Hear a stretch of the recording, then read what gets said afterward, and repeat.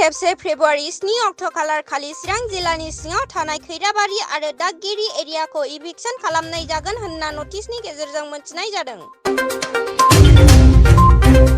बे इभिक्सननि नटिसखौ थांनाय जानुवारि दाननि 31 अक्ट' खालार खालि रुनिकाटा फरेस्ट रेन्जनिफ्राय फोसावनाय जादों।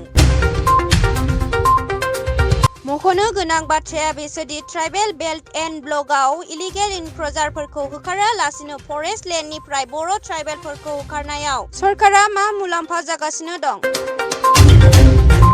फरेस्ट एरियायाव खालि बर'फोरल' गैया, बेवहाय सावथालफोरबो दं आरो गुबुन गुबुन हारिफोरबो दं।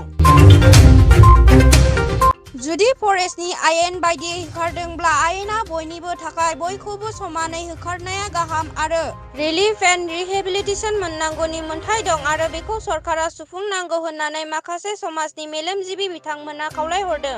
मानोना ट्राइबेलखौ फरेस्टनिफ्राय होखारोब्ला होखारजाग्रा सुबुंफोरनो आरो सरकारा जुदि आयेन बायदि थांबाय थादोंब्ला ट्राइबेल बेल्ट एन्ड ब्लकनिफ्राय आयेन बेरेखायै हाबनाय सुबुंफोरखौबो होखारनांगौ होननानै ससियेल मिडियानि गेजेरजों खावलायहरदों।